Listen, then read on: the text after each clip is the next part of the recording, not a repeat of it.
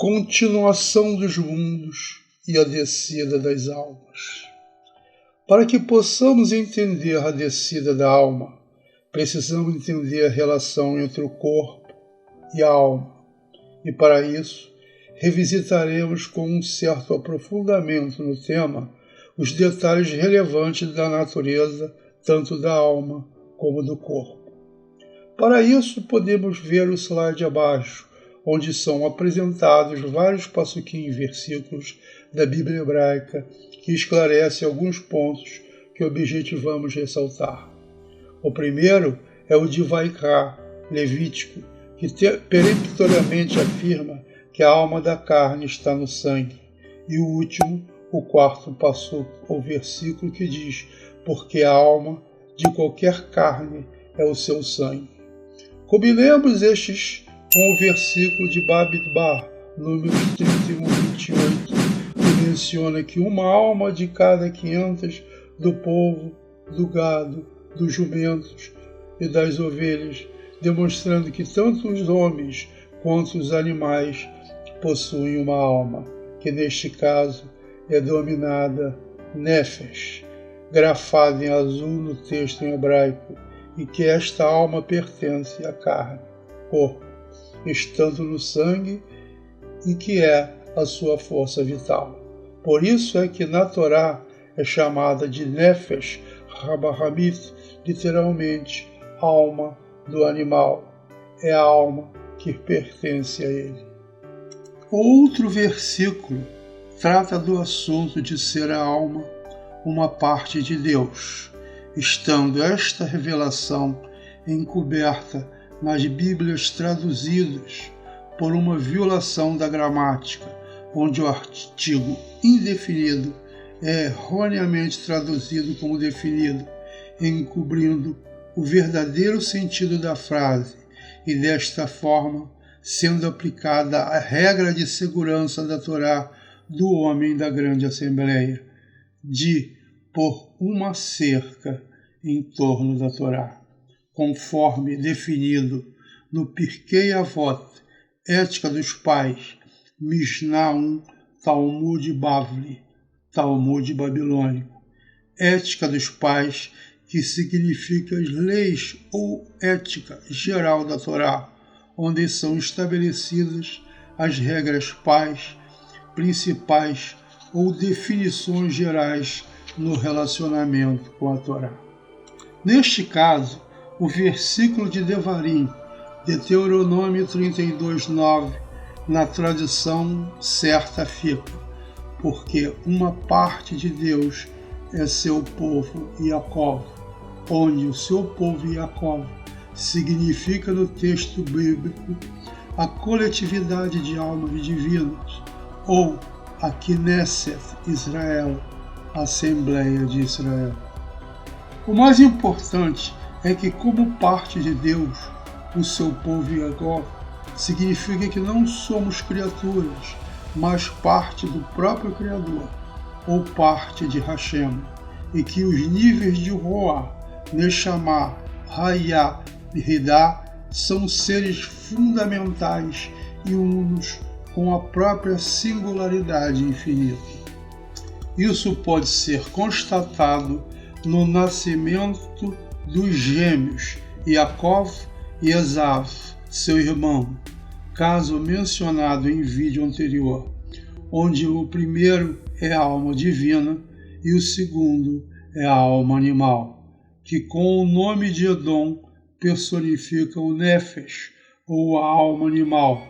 Veja-se que Esav era peludo, como seu nome hebraico indica, gostava de viver nos campos e caçar. O nome Edom significa vermelho por dois motivos. O primeiro por ser vermelho relacionado ao sangue, e o segundo por ser trocado a sua primogenitura por um cozinhado de lentilhas, denotando total desrespeito pela sua linhagem e tradição. A indução de Rivka a Yaakov para enganar o seu pai era a sua consciência de que jamais esse se juntaria a Esaú para formar um hipotético Israel, conjunto como sonhado por Isaac, mencionado no Midrash Rabbah Bereshit. Este sonho não era correspondido por Rivka, que havia sido avisada por profecia de Shem e Eber de que seriam os dois nações inimigas, conforme mencionado pelo comentarista francês da Torá do século XI, Rashi, que menciona o Midrash Rabbah Bereshit.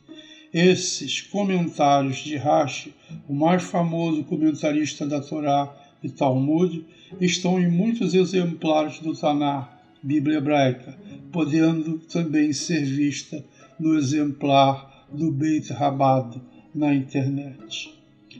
A Torá enfatiza esse desrespeito pelas coisas de Deus, mostrando em seu comportamento uma predileção pela materialidade, inclusive a simulação a seu pai, interesses pelo sagrado. Isso fica bem claro no Midrash Bereshit. É importante ficar atento a essas metáforas, pois incluso nelas estão as dicas ou insinuações de seu comportamento, denotando a sua real natureza. Desta forma, Esaú, Edom, personifica o mal que estará presente até o final dos tempos, se referindo ao individual ou ao final dos tempos de toda a civilização como a conhecemos. Isto está bem claro nas profecias que lhe dizem respeito. O fato de Yaakov, a alma divina, ser uma parte de Deus, faz com que esta seja uma parte fundamental do Deus único, sendo um com Ele, e desta forma sendo o ser fundamental, e não uma criatura como o resto de toda a criação. A sua representação é a letra Aleph, em hebraico, que significa um, como numeral cardinal, pois no hebraico letras e números utilizam os mesmos caracteres, representando aí uma centelha de Deus que se desprega dele para descer de seu nível para vir ao nosso mundo, através de todas as contrações Sinsumim que experimenta nos sucessivos mundos. Por isso, a palavra homem, Adam, em hebraico, ou Adam em português, é composta pelo Aleph, a centelha ou parte de Deus, seguida da palavra Adam, que significa sangue em hebraico, significando o Nefesh, ou a alma animal. Veja-se a figura na tela com as representações enfatizadas em cor. Fica claro que a palavra homem combina as duas naturezas, sendo este a combinação de um corpo físico com a sua Nefesh, ou Nefesh Habahamit, alma do animal, combinada com uma alma divina, o Aleph, ou centelha divina, sendo esta combinação um emaranhado de conexões entre as duas, apresentando um casamento perfeito entre elas, o corpo e a alma.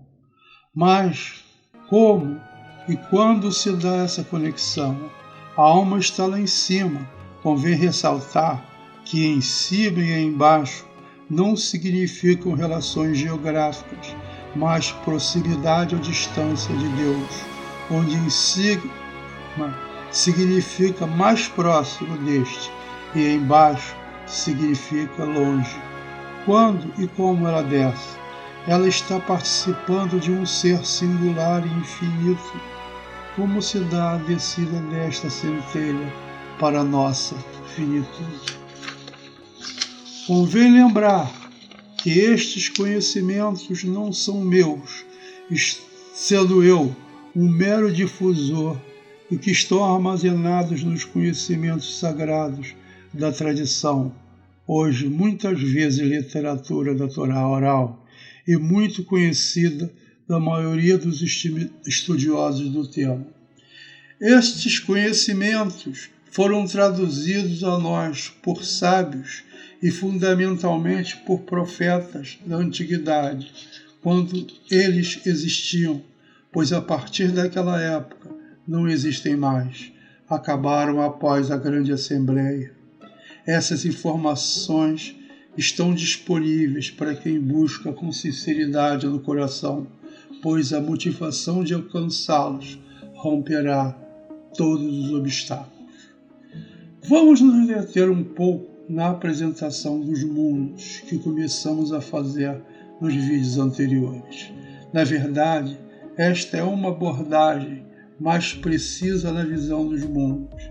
Esta outra abordagem trata dos próprios mundos descritos anteriormente, mas apresentados na forma de uma composição das emanações que são representadas por objetos translúcidos chamados de sefirot, sefira no singular, sendo este o nome derivado, sua raiz em hebraico, da palavra sapir ou safira, pedra preciosa que se apresenta com algumas cores.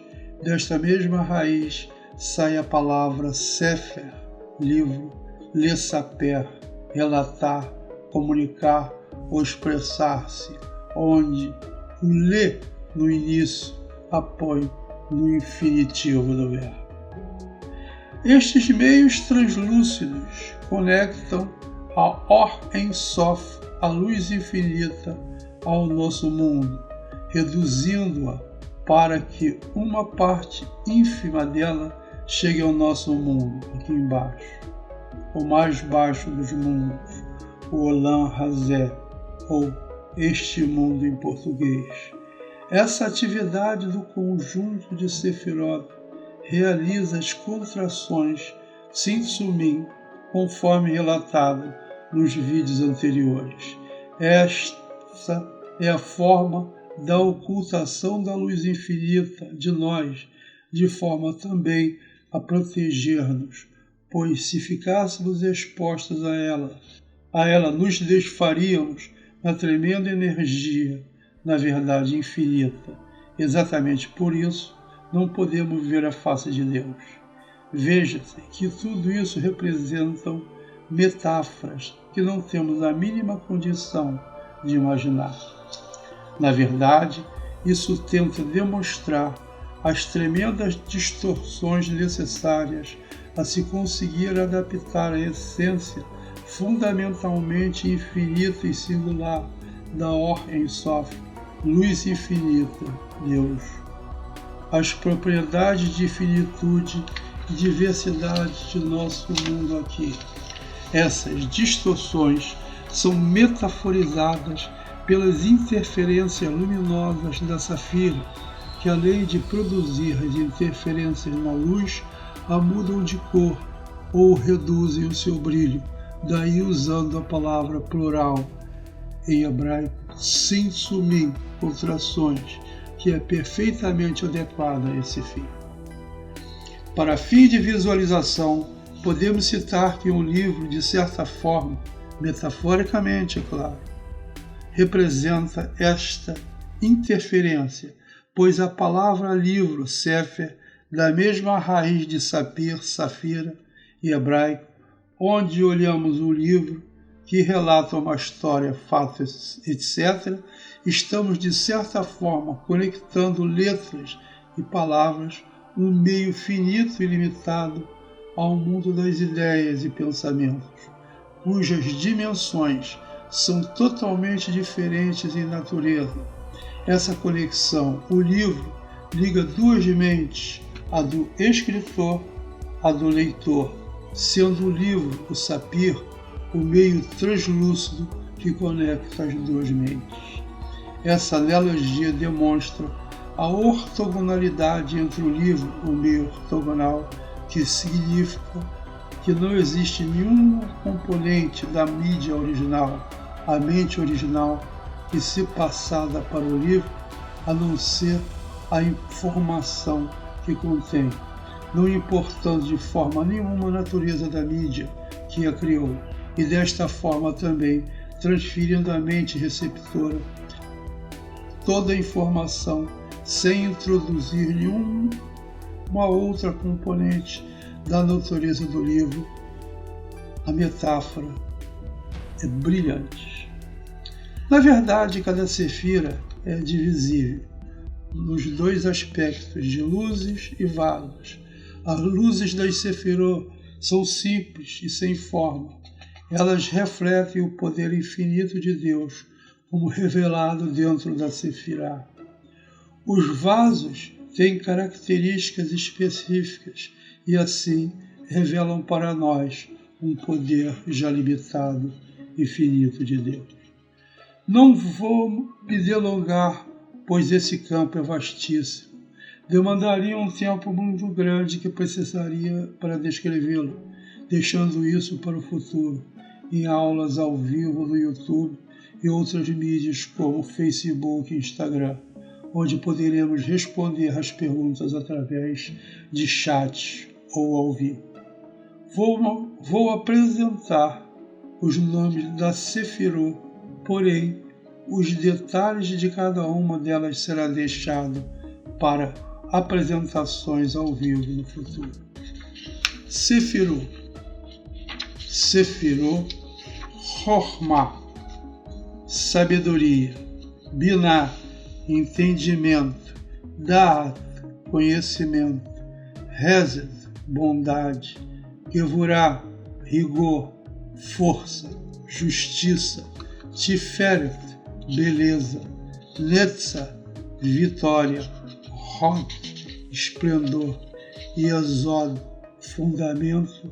Malkut, reinado.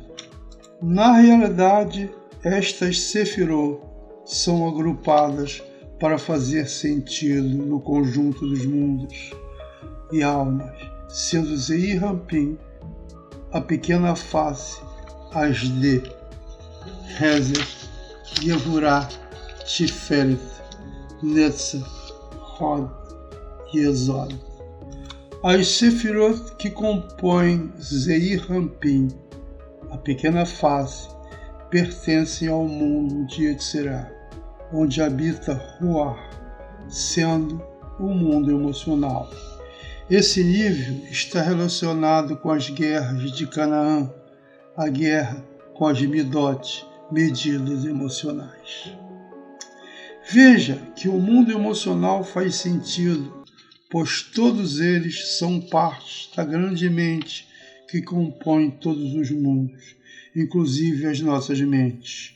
Com o tempo, relacionaremos isso metaforicamente com os patriarcas e outros personagens bíblicos que fazem parte da grande metáfora bíblica do desenvolvimento do homem. A compreensão disso é extremamente complexa e seu entendimento demanda tempo, sendo por isso que precisaremos deste para explorar mais adequadamente toda a sua natureza. A descida da alma. E a descida da alma?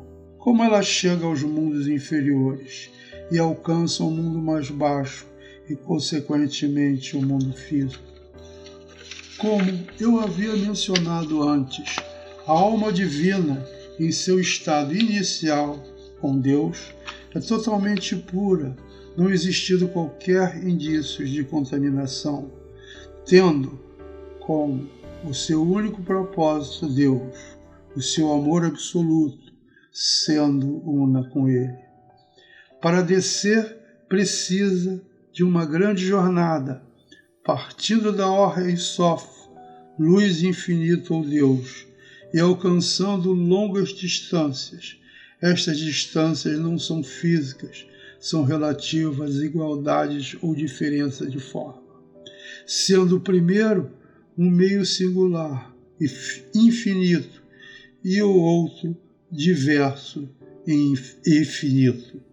Ela precisará passar por cada mundo e sofrer as interferências de seus meios, os mesmos Tsimtsumim com trações como da criação a ser afetada por eles. O primeiro mundo vindo da fonte é o Zetzilut, emanação. No Sidur, livro de rezas, que todos os judeus fazem várias vezes por dia, menciona a passagem por esses mundos, partindo da imolação Atzilut, onde diz que a minha alma foi emanada de ti.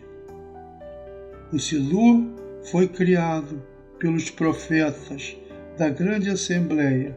Já mencionei isso antes, sendo desta forma também um livro sagrado. Vamos seguir em frente. Após ser emanada de Atzilut, passando pelas luzes potências, como mencionado no vídeo anterior, a alma transita pelas esferas do mundo de Beriá, criação, mas dependendo da situação, é afetada por este mundo, que já tem dentro de si alguma impureza. Sofre as contrações, Tsimtsumim deste mundo, reduzindo-a para chegar ao nível mais baixo, no nível de Yetzirah, onde ganha uma forma, estando preparada para o mundo de Asiá. A forma mencionada não é física, mas como se fosse uma pré-forma em informação para sua manifestação no mundo de Asiá.